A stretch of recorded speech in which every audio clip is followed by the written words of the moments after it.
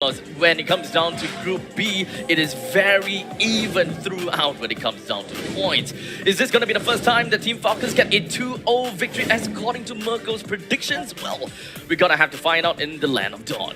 Let's see if the Sicilian works, and let's see if Kescute's words stay true today. RRQ Hoshi notoriously letting go of the Juicin because they think it's counterable. They can beat it. Now against Falcons, against the GOAT in the mid lane, Few on the Juicin. Well, RRQ Hoshi, if they said they are ready for this Juicin, they have a very good answer to a lot of the things Team Falcons want to do in that glue. Undefeated in the SPS Challenge Finals, 5-0. And yeah, I am still very worried about this glue as a Team Falcons guy. RRQ sits at Gen level 3 already. Now going for the lethal wand. Calteezy will follow through two Sanguine Claws. Should be Retribution committed, and it's won by Kyle TZ. Clinical Retry, Edok in control of the bush. Oh, cancel. That's what you have to look out for with a Badang.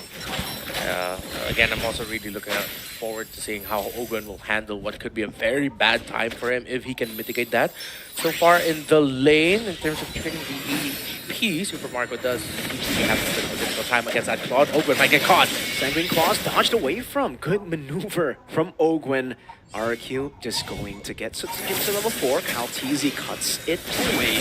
Rins walks away. Calteezy doesn't want to dive. Yeah, and good read by RRQ Hoshi. They could have actually stretched out and committed that kill onto Ogun, but it looks like they were able to read the rotation of Kyle TZ and acknowledge the fact that he might just show up through the mid lane. He was close by, so good thing they backed off. And I also like how Kyle TZ decided to get it Rinse down a little bit low so that Few can somewhat equalize the lane flow. For both teams, very silent here. Glue in the bottom lane, gonna be bullied. Oh, wow. Back two! Stun from Sutsujin. FlapTZ now shifted more damage over to Sutsujin. Edok joining in the bottom lane now, trying to pin FlapTZ, but it will not work. Level 4 for both Few and Flap. Good setup. Sanguine Claws and a bad impact, but that's why the Brave Smite is the choice for Juicins. Ogwen charging in the bush, looking for Edok, knocks him up together with FlapTZ. Now, Infernal Pursuit to jump in onto Edok. Few gets away with the Crimson Beacon. Edok pinning them down to the wall, but it's FlapTZ on the Phobius flicker out. Rins, first blood, gets a bad impact in the back. Now FlapTZ mounted, slam, Sutsujin takes the kill, 2-0. RRQ, Calteezy invade. Now Sutsujin dashing away. It's another pin down from Edok. Dyron trying to get the immobilized. Calteezy too clean, and he gets away. Yeah, you see the sides, the little 1-2 step Calteezy kept doing around the glue. He was trying to determine where the slam was going to go, just so he wouldn't proc it, and then also be able to have a good target to be maximizing his dash. Ogun goes in! Terror's Revenge and the Rage. Sutsujin now caught on the back. Oh, Retry still on point. Sutsujin now should fall. Gets a Soul Sever. Kyle doesn't get the last hit. Sutsujin escaping. Kyle finally dashing forward, finding the kill as Tyron is caught against 3 members. Knocked up, thrown back, but this time, no escape for Dyron. Falcons equalize on the board. Throughout that time, Calteezy didn't use that electrifying beats. He trusted that they will be able to secure kills. They did it on Sutsujin, that they were able to do it on Dyron. Good bounce back by Team Falcons because initially RRQ Hoshi handled the previous trade. Edok is gonna get taken out. So they played basketball with Edok there. Bounce after bounce. And now RRQ Hoshi will have to reset and wait with Team Falcons able to chain together 2 victories after an initial RRQ Hoshi win. Things are still quiet up in the gold lane. No one wants to pull any attention there. They both want the gold laners to farm up relatively well. But now we're seeing what could have been a very problematic glue for Team Falcons. FlapTZ is actually handling things well and is becoming a nuisance for RRQ Hoshi. Yeah, this Phobius pick.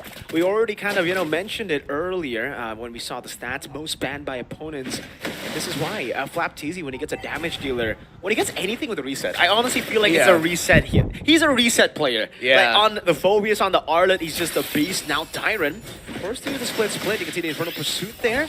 Does he decide to pop it? No, he does not. Few unable to get the Lantern Flare in time. Sutsujin already used skill 1, has to dash away, and is a level down on Kyle TZ. Okay, so typical Team Falcons offense where you see Flap and Few just grouping up together to see what trade they can get, usually up against the opposing EXP laner or roamer, while Kyle TZ will be going into the jungle to see if he can get resources or maybe even bring the opposing jungler down. So again, Team Falcons are still playing how we're used to seeing them play. No, mid lane gank wins, able to flick around. Tyrant split, not available just yet. And it will be good hope for the Kingdom. They have hit Flap and Kyle for them to back away. Now Turtle started by RRQ Hoshi. Lancer Flare over to Tyrant. Now in the back, it's in front of pursuit. Over to Sutsujin, chasing him forward. Sutsujin, Soul Sever, and the bad impact actually does whiff. Sutsujin still able to find a kill. Tyrant already mounting. Oh, and good flicker out from the slam.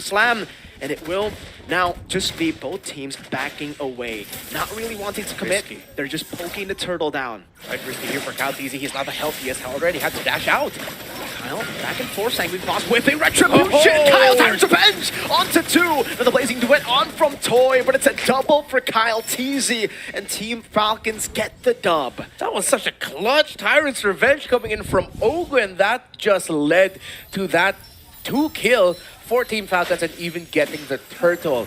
So now RRQ Hoshi have to start becoming more careful here, because even though they are winning some trades and countering some engages, in the long run, Team Falcons' investments are coming up big. 2,700 gold lead for Team Falcons. Despite losing first turtle, and despite the scoreboard being relatively even, this goes to show you the individual leads here, from the pathing of Kyle TZ on the Joy to Super Marco getting that 700 gold lead against Toy in this losing matchup should be. Yeah, rushing the Radiant Armors were the two frontliners for Team Falcons, Ogun and Flap TZ, so the damage of Rinse isn't quite scary just yet, but it doesn't counter the burst of the bad impact. Kyle TZ will be able to get out of getting knocked back by Edok. Edok already finishing up the Thunder belt, but I guess this is why we've been very vocal about not really liking the Badang in Rome, or at least not as much as XP. It's because without as many resources as you get as an XP laner, it's kind of hard to get to the power spike of tankiness and cooldown. Yeah, and at the same time, I feel like Badang Rome really is best paired with a burstier type of mage, while the Sicilian wants the scale, wants some time. It's worked out for them in some previous trades, but now as we reach a mid-game power spike for Team Falcons, we're starting to see that if it isn't close and without the items, and if their opposing team has the items, you're not really seeing that much between the combo of Badang and Sicilian. And now it's a scaling game, I guess, for RRQ. They're just waiting for the Sicilian and the Claude. I think all the way from the drafts, we already expected RRQ to, play for Sicilian and Claude to scale up to the late game, but I don't think they expected to be behind this much at the 7-minute mark. And with their Tyrant's Revenge and the Rage, finding him long range into the other wall. Good Sanguine Claws to try to cancel it down. Tyrant split, chase down, gets away with 1 HP. The signature Tyrant escape. Yeah, it's 100% a fact now. The Tyrant is just clutch at being able to escape, being brought so low. So RRQ Hoshi will give up that turtle, but Susujin is taking the purple buff of Kyle TZ.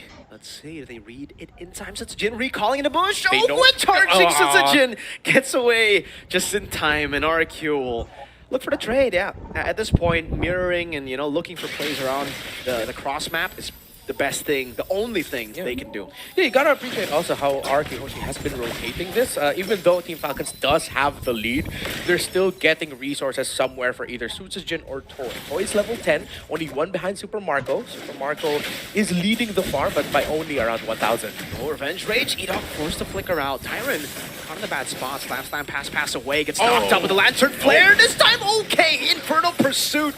Dunked on by Flap. No more 1 HP escapes. Well, I kind of feel like Tyrant maybe just in the back of his head, there's a little bit of a thought brewing. I can do it again at the same time. Oh, wait. Okay. Poke on Fuel, forcing the Crimson Beacon. And again, for RRQ, I think it's just about saving the mid lane turret. It's stopping the mid lane turret from being taken so that Falcons don't have that much tempo on the map. Yeah, and it's always been the philosophy of Team Falcons that once that mid lane tower is down, all hell breaks loose for the opponents because Team Falcons will just make the most out of it. Ogun goes in. Bouncing ball to stop Edok's dash. Good disengage from Rins. Gets the Sanguine Claws to stop whatever Falcons were planning there. And again for RRQ, grouping up back to mid, sending Toy to the side lanes to get gold and to get XP. And despite being behind earlier by 700 gold, I think he still managed to actually, equalize on the board here when it comes to gold. Let's take a look. No, it's still quite a big gold gap. Now it's even bigger, 1,200 from Marco. Yeah, and what hurts more is that Kyle TZ already has the Holy Crystal, so that's a big power spike already secured for that Joy. It's a 3-item Marco with the Claws, the Fury, and the Wind Talker, while we're still waiting on the third item to go the Staff for Toy. Turtle down already, all three. Now it's the Lord that spawns in the game. Open. Good zoning. Open walks up. Revenge in the Rage over onto Edok. Now they're jumping onto Rin's. Kaltizi, good retribution. Blazing Duet from Toy. It goes to the flag. Something is deal damage, but Toy is still there. It's not enough to take Open just yet. He's forced for Dyron to jump in and now putting himself in a bad spot. He's going to get knocked up again. Fuse waiting for the mana he needs. Kyle! Electrifying beats inside of the turret up top. That's a double 4 for 0 and the Lord to Team Falcons. After a devastating amount of damage that Toy dealt to the wall with the Blazing Duet, they did not have the damage and they couldn't bring anyone low enough to threaten, while Kyle TZ comes in just in the nick of time with the electrifying beats. Oh, that was unfortunate. Toy, the Blazing Duet, it was not on anyone. It's just me. It sort of felt like he tried to BMI into the pit, but somehow just ended up on the other side of the wall, or did he misread that situation? I mean, I would love to see the replay on that. I would love to see where it went wrong. Because, again, for Falcons, a lot of them were at half HP. And again, for Ogwin, he would have died for sure. If it was for the Blazing Duet connecting, he lived with just a little bit of HP there to survive. RRQ, though, will be able to still keep the Holy Defense intact down below. They'll deal with the Lord. Still, Sicilian and Claude, pretty good wave. There you go! Getting the pin down on the 2 Super Marco. Caught still able to walk away. Ogwin, though, gets caught in the Blazing Duet, and Rins picks up the kill. That's 2 for the Sicilian. Out of nowhere, Kyle will not decide to dive in this time, and that was a good punch back from RRQ. Damn, E-Dog, what a play. We did not foresee you coming out of nowhere. Conceal, committing the flicker to set that up to catch Ogwin and Super Marco off guard. Even Team Falcons were surprised. That gives RRQ Hoshi a little bit more room to work with. But now I see what you're talking about when it comes to E-Dog, man. He's really damn good. You could say his fist was cracked. It definitely was. After the 3 deaths, after the early game, but I guess this is what we kind of expect for the Badang too, at least in the roam position. Wait, Edok?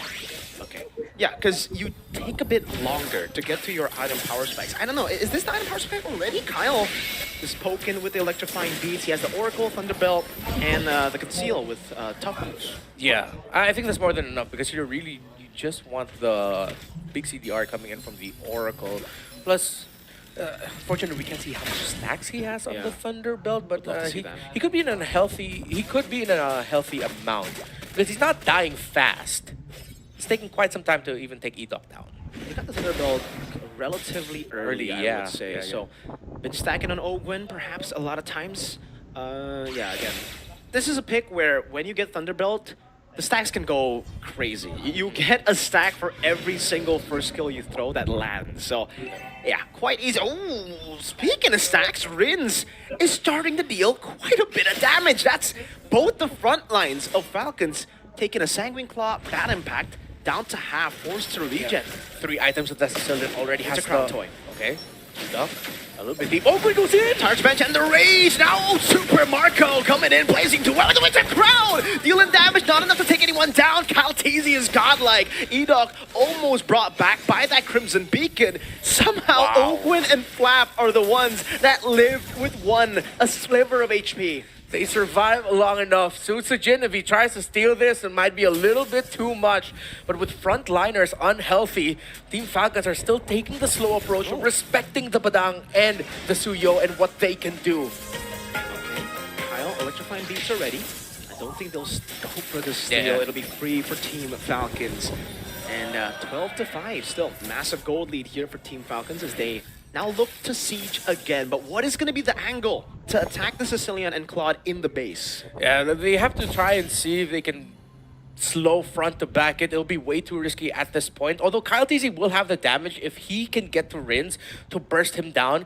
But that's such going to be a big trade reliant on if you get to take the glue and the Suyo and the Badak all down. The Sicilian at this point already has 3 items. The Wand, the Lantern, and the Divine Glaive as well. No wonder why Rins hurts. And I'm pretty sure he has hella stacks. Could be at around 220 or 220 despite them losing it out in the early to mid.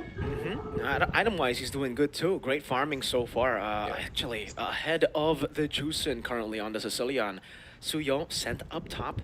This is an enhanced Lord now coming to march down to the bottom lane. Should be able to get a charge as Ogwin charges the Tire's Revenge as well. 2 sides being attacked. Sutsujin up top and down below. Ogwin decides to go for that, gets punished for it. Immortality down. Tyrant looking for Slam. Doesn't get the Tire's Rage. Oh, Super Marco almost got rid of Toy PMI. Fade away from Super Marco. And RRQ Hoshi are just going to be waiting in. That's an entry coming in by FlapTZ. Sutsujin trying to go after Super Marco, but Sutsujin will fall to the hands of the GOAT. View down below. That's still a wave that they are trying to utilize. Marco up top, trying to siege it down. Caltesi looking for the stacks again. Purify out of the Sanguine Claws. Barely able to escape. RRQ keep their base turret in the mid lane intact. But man, was that close. I did not expect Ogwin to commit that Tyrant's Revenge. A little bit too greedy. Immobilized right away, but Caltesi finds E-Dog and E-Dog slow. Oh my god, the knock-up gonna do it! Oh, the Sky Piercer stack for Few. Now the dive in. Tyrant able to punish Marco. Still, split, gets away. Every time, Tyrant, every time, then Toy is just trying to defend and succeed, he will. Team Falcons, though, is in an insane lead against RRQ Hoshi. Lord advantage. 2,036 gold diff. It's a negative 177 for the XP dip, but they got 2 turrets. That practically 3. That turret in the mid lane is a basic attack or 2 basic attacks away from being taken down. And again, for base turrets, the side ones are the most important ones to create that slow push in the far lane. And for Falcons, they're going to be happily